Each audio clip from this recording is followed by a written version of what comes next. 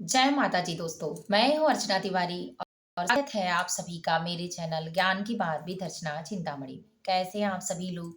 ये बताने के लिए कमेंट बॉक्स में जय श्रीमन नारायण जय गणेश जी महाराज जरूर लिखिएगा। विघ्नहर्ता, विघ्न को दूर करने वाले सभी माता और बहनों के झोली को भरे रहें और उनकी विशेष कृपा आप सभी के परिवार पर बनी रहे। कैसे हैं आप सभी लोग? उम्मीद है, विश्वास है, आशा है अच्छे होंगे। तो दोस्तों, ये नया लुक कैसा लग रहा है बताइएगा। मैंने वीडियो बनाने के लिए ही ये सारे लुक को तैयार करवाया है। तो कैसा लग रहा है ज़रूर बताइएगा। इससे पहले जानते हैं कि आज की वीडियो में हम क्या बात करेंगे। उससे पहले जान लेते हैं, ठंडी का है मौसम, आप रखिए अपना ध्यान। आपके वहाँ ठंडी है कि नहीं है ज़रूर बताइएगा। लखनऊ में तो ठंडी भी पड़ रही है और धूप भी हो रहा है। आप देख सकते हैं बाहर का लोकेशन कि खिड़की से पता चल रहा होगा कि धूप आ रहा है। तो इसलिए धूप आ रहा है और आपके वहाँ धूप हो रहा है कि नहीं हो रहा है ज़रूर बताइएगा। तो आज की वीडियो में हम बात करेंगे सकट चौथ कब है, गणेश चौथ कब है, तिलकुट चौथ कब है। वीडियो काफ़ी दिन बाद आ रहा है। आप लोग सोच रहे होंगे कि मैं लॉन्ग वीडियो क्यों नहीं बना रही। तो इसलिए मैं लॉन्ग वीडियो नहीं दे पा रही थी कि बीच में थोड़ी तबीयत भी खराब हो गई थी और ठंडी भी ज़्यादा पड़ रहा था, समय की थोड़ा कमी थी, पर मेरा वर्क है तो करना ज़रूरी है टाइम पे। तो टाइम निकल जाने के कारण मैं वीडियो नहीं बना के अपलोड कर पा रही थी। काफ़ी ठंडी थी और बच्चों की भी थोड़ी तैयारी थी क्योंकि एग्ज़ाम चल रहे थे। तो अभी आज की वीडियो ऐसे व्रत और उपवास के समय तो चाहे जैसे टाइम मिले निकल ही जाता है। तो इसलिए आज जानेंगे हम कि सकट चौथ कब है, तिलकुट चौथ कब है और गणेश चतुर्थी जिसको माघ माह में मतलब जो व्रत रहता है वो कब है। सभी जानेंगे चंद्रोदय का समय, सुबह से शाम तक की संपूर्ण विधि, पारण व्रत से एक दिन पहले व्रत शुरू होता है और एक दिन के बाद समाप्त होता है। तो यानी तृतीया तिथि से लेकर और पारण तक की सभी विधि को जानेंगे। तो आप मेरे साथ मेरे वीडियो में एंड तक बने रहिएगा। वीडियो को पूरा वॉच करिएगा जिससे आपको सभी जानकारी प्राप्त हो सके। शॉर्ट वीडियो नीचे और वीडियो पे लिखा रहता है और लॉन्ग वीडियो में नीचे डिस्क्रिप्शन बॉक्स में लिखा रहता है, तो वहाँ आप टच करके टाइटल और सभी जानकारियों को ज़रूर पढ़ा करिए। तो दोस्तों वीडियो को शुरू करते हैं। सकट चौथ और गणेश चौथ, तिलकुट चौथ कब है? इसके बारे में जानकारी जानने के लिए आप मेरे साथ मेरे वीडियो में बने रहिएगा जिससे आपको सभी जानकारी प्राप्त हो सके। तो दोस्तों, तिथि की शुरुआत 6 को ही हो रहा है और 7 को समाप्त हो रहा है, यानी 6 दिन मंगलवार 26/2026 दिन मंगलवार जो जनवरी 6 तारीख पड़ेगा नए साल में वो, यानी नए साल में 6 जनवरी 2026 दिन मंगलवार को तिलकुट चौथ मनाया जाएगा जिसको सकट चौथ, संकटा चौथ या ये कह लीजिए कि माघ माह का चौथ पड़ता है। तो मनाया जाएगा। हर क्षेत्र में अलग-अलग भाषा में लोग जानते हैं। हमारे वहाँ सकट चौथ कहा जाता है, आपके वहाँ क्या कहा जाता है ज़रूर बताइएगा। तो मनाया जाएगा क्योंकि 7 को चंद्रोदय का समय जल्दी समाप्त हो रहा है जिसमें अर्घ चंद्र निकले ही नहीं रहेंगे तो कैसे देंगे। तो इसलिए चंद्र का टाइम देखकर ही 6 तारीख दिन मंगलवार को गणेश चौथ मनाया जाएगा।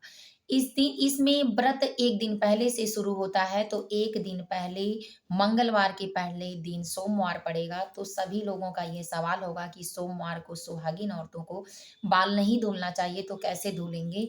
तो इसलिए सोमवार के दिन अगर आप सोमवार का व्रत नहीं करती हैं तो कोई दोष नहीं है।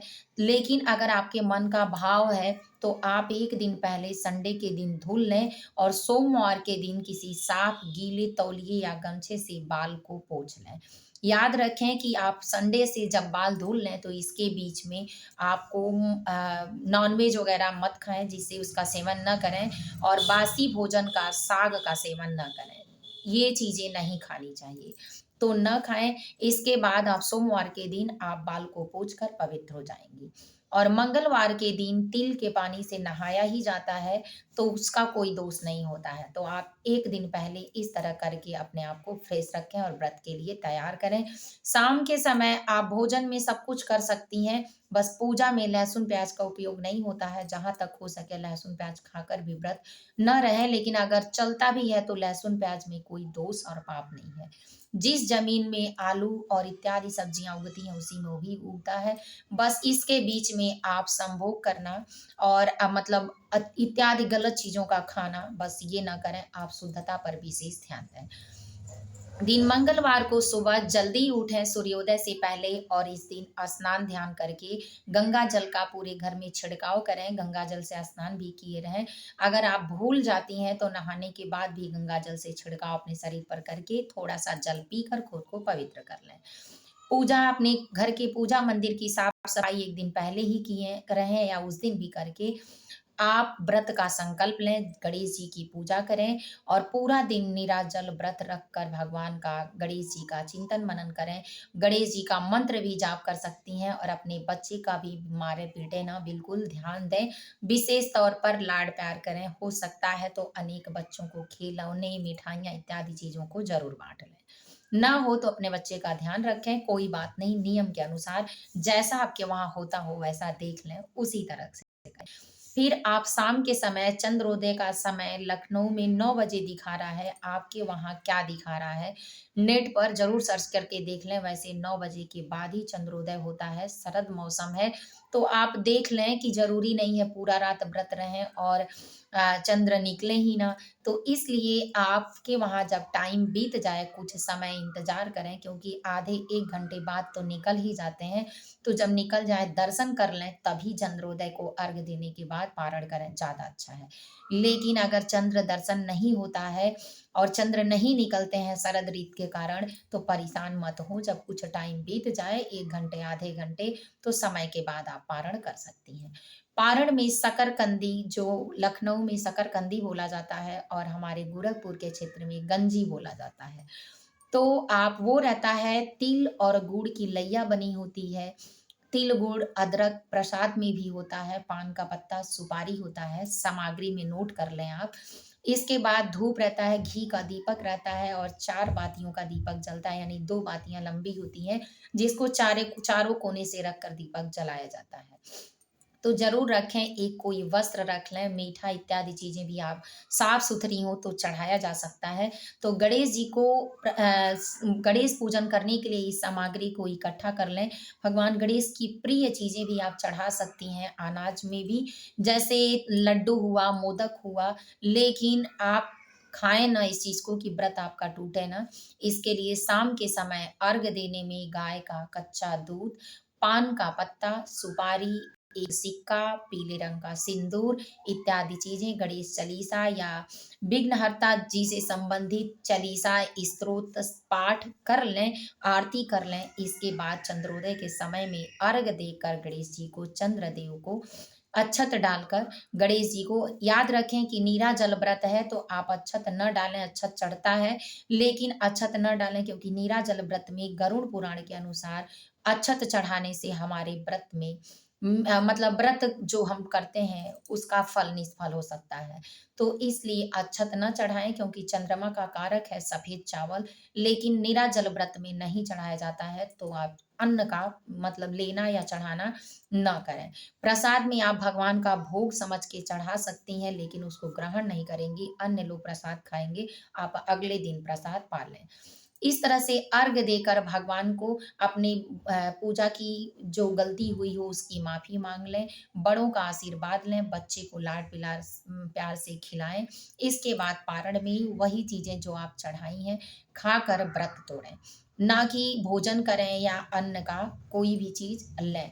इसी चीज़ को खाकर जल पिएँ, पानी पिएँ, लेकिन याद रखें कि पानी में ठंडा पानी ना पिएँ, ठंडी का मौसम है, आपका स्वास्थ्य खराब हो सकता है या पानी लग भी सकता है, तो धीरे-धीरे घूँट-घूँट करके, सिप-सिप करके पानी पिएँ और पानी गुनगुना कर कर ही पिएँ तो ज़्यादा अच्छा है। अपने स्वास्थ्य का ध्यान रखें। सुबह में सूर्योदय के बाद व्रत पूरा होता है, तो सूर्योदय के बाद आप अपने नाम से एक सीधा निकाल कर किसी ब्राह्मण को या भांजे वगैरह जो आपका हो, उनको दान दें। अगर कोई दान लेने वाला ना हो, तो गाय को खिला दें, फिर आप अन्न का ग्रहण करें।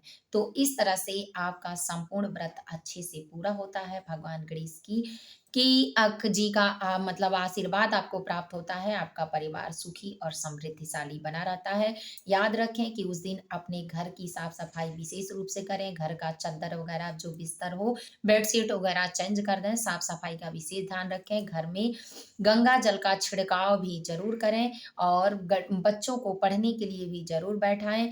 अपने घर में रात्रि के समय एक दीपक जला कर रखें, जिससे लक्ष्मी की भक्ति आपके घर में होती रहे और गणेश जी आएँ। क्योंकि कहानी आपने सुनी होगी कि 2 देवरान और जेठान रहती हैं। देवरानी के घर कुछ नहीं रहता है, जेठानी के घर सब कुछ रहता है, लेकिन नमक देने से मना कर देती हैं गणेश जी की पूजा में, उनको बुलाती नहीं है, काम सारा कराती हैं। इस तरह से ताने देती हैं, उनके बच्चे नहीं होते हैं, तो देवरानी भी संकल्प लेती हैं कि मैं जो भी मेरे घर में होगा, मैं उसी से लेकर भगवान गणेश की पूजा करूँगी और मनोकामना को पूर्ण करूँगी। क्या पता गणेश जी मेरा सुन लें, तो श्रद्धा, आस्था और भक्ति में विश्वास कर देवरानी भी पूजा करती हैं, गणेश जी आते हैं और उनके घर में अनेक धन को छिड़क देते हैं और पा जाती हैं वो, और उनके घर में धन-धान्य के साथ पुत्र-पौत्र आदि का भी सुख प्राप्त होता है। तो इसलिए इस दिन किसी को कुछ ऐसा किसी बच्चे को बोले नहीं, सताए नहीं, पीड़ा ना दें। किसी की आत्मा को और अपने घर में व्रत उपवास का अच्छे से आनंद तरीके से भजन कीर्तन करें, तो आपको विशेष कृपा प्राप्त होगी। उम्मीद है कि सारी बातें आपको समझ में आ रही होंगी। वीडियो को लाइक करके चैनल को सब्सक्राइब कर लें। जय गणेश जी महाराज वीडियो में ज़रूर लिखें।